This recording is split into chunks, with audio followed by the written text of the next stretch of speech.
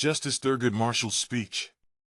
Is the Laken Riley Act constitutional, ethical, or moral?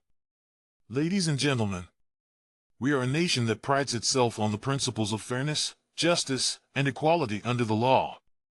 Yet today, we confront the Laken Riley Act, a measure that defies these principles by proposing detention and deportation for individuals based solely on arrest, without due process or conviction.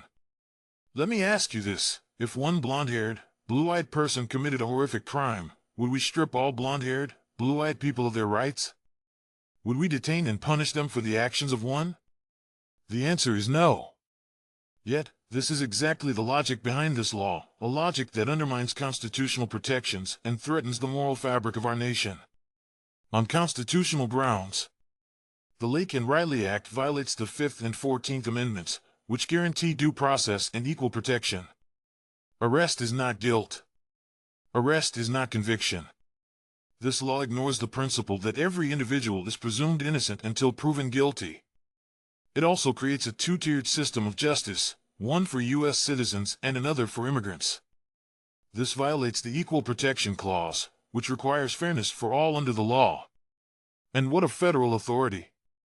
Immigration enforcement is the responsibility of the federal government. Allowing states to sue federal officials for perceived failures invites chaos, defying the supremacy clause of our Constitution. On ethical grounds, this bill exploits the grief of a tragic loss to justify broad punitive measures against millions of immigrants. It separates parents from children, destabilizes communities, and punishes American families. Ethical governance demands precision. We do not punish the many for the actions of the few. Collective punishment is not justice, it is a failure of moral leadership. On moral grounds, the Bible teaches us to welcome the stranger and to treat them with dignity and compassion. Matthew 25 verses 35 to 40 says, "I was a stranger and you welcomed me." Yet this bill meets the stranger with suspicion, hostility, and handcuffs. And what of families? Matthew 19 verse 6 tells us, "What therefore God has joined together, let not man separate." This law tears families apart, leaving children without parents and communities in despair. This is neither moral nor just. A better path forward. If we are serious about addressing immigration, let us consider solutions that reflect our values.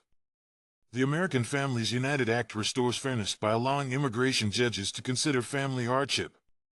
It respects due process, prioritizes family unity, and aligns with both constitutional principles and moral obligations. And while some argue that reform is costly, let me remind you, compassion is not a liability, it is an investment. Comprehensive immigration reform strengthens families, stabilizes communities, and grows our economy. A call to action. The Laken Riley Act asks us to abandon the principles that define us as Americans. It rejects due process, tolerates discrimination, and endorses collective punishment. But if we allow this, we invite injustice into our society.